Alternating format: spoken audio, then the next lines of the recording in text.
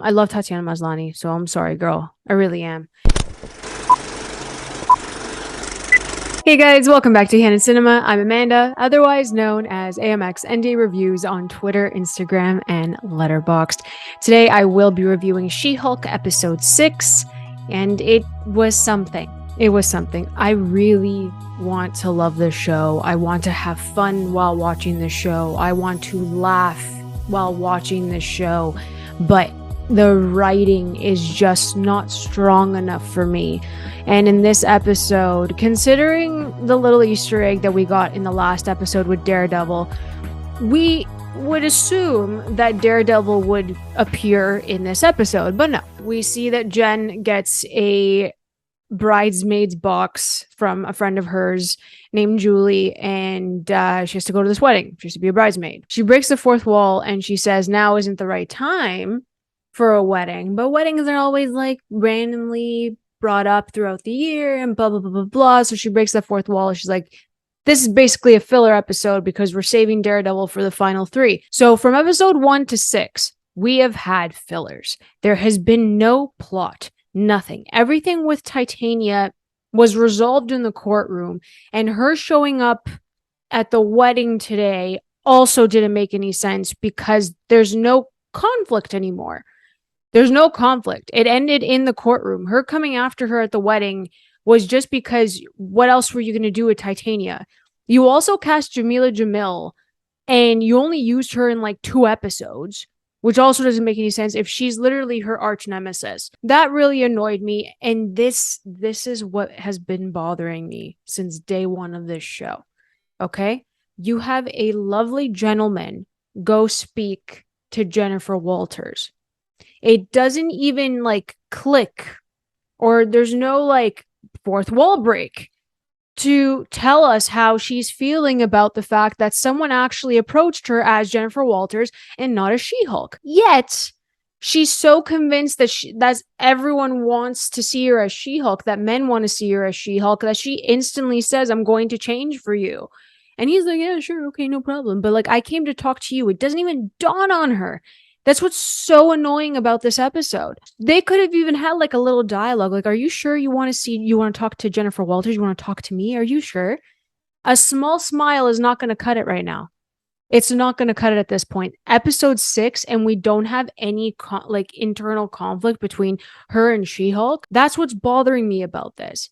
And it's irritating because she shows up to this wedding as She-Hulk, and no one wants her as She-Hulk. And then she breaks the fourth wall, and she's like, out of all things, why would I come as Jennifer Walters to this? And it's like, I understand you're like automatically accepting of She-Hulk, but it still would be smart from a writing standpoint to have that internal conflict. We're not getting that. Is Jennifer Walters, like that in the comics, where she's just so happy to be She-Hulk, she doesn't even care that she's flipping back and forth? Sure, but those are comic books. Things need to move a bit quicker in comic books. This is a show. You're introducing her for the first time. The character development has to be different than what we read in the comics.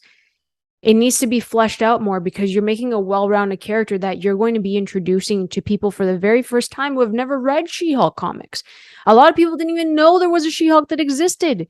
And this is what you're giving to us. It's very one note. And it's like, cool, that's She-Hulk. She has no problems whenever she's She-Hulk. She has 1,000,001 problems as Jennifer Walters. Let's work on that, maybe.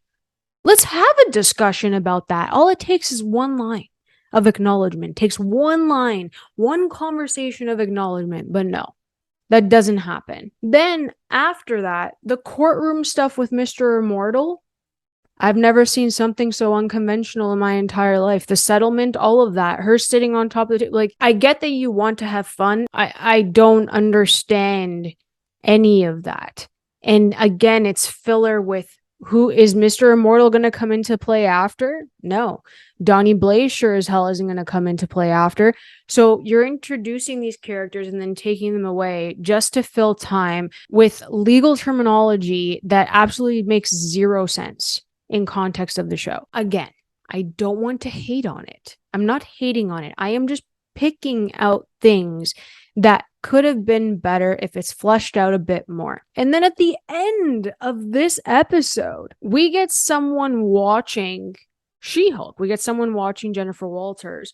And Nikki had found out that someone has been watching her and trolling her, and there's an entire website sending death threats to She-Hulk. Again, you're giving more screen time to trolls who are hating on She-Hulk than actually giving her development, which is also a problem. This end of the episode with the serum and all of that, that's probably the most interesting thing that has happened in 6 episodes. That is the most interesting thing to move the story forward.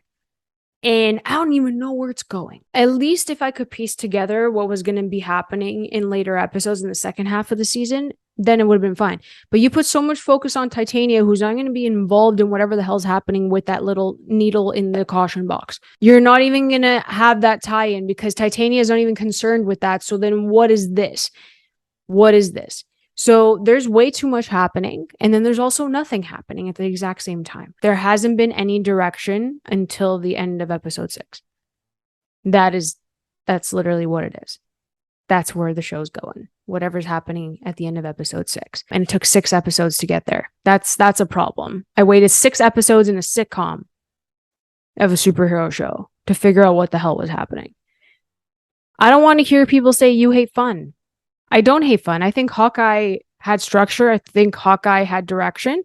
It was funny. Okay. And I liked what they did in Hawkeye. I didn't love Hawkeye. I thought it was pretty good. You know, it's fine. I also enjoyed Thor: Love and Thunder. I don't hate fun. People don't hate fun because they don't like She-Hulk. That's not the point of this. Miss Marvel had an excellent balance between the two. That's what people don't realize either. And that's what you could have done with Jennifer Walters in presenting her story for the very first time. If you guys enjoyed this episode, please let me know. I kind of want to see where you are in the middle of the season, and if She-Hulk is like a top tier show for you, let me know. I'm really sorry that I've been not bashing it, but kind of like nitpicking a bit. I love Tatiana Maslany, so I'm sorry, girl. I really am. If you guys enjoyed this video, please like and subscribe. You can always follow me over at AMX NDA Reviews on Twitter, Instagram, and Letterboxd. I'll catch you guys next time. Keep watching movies.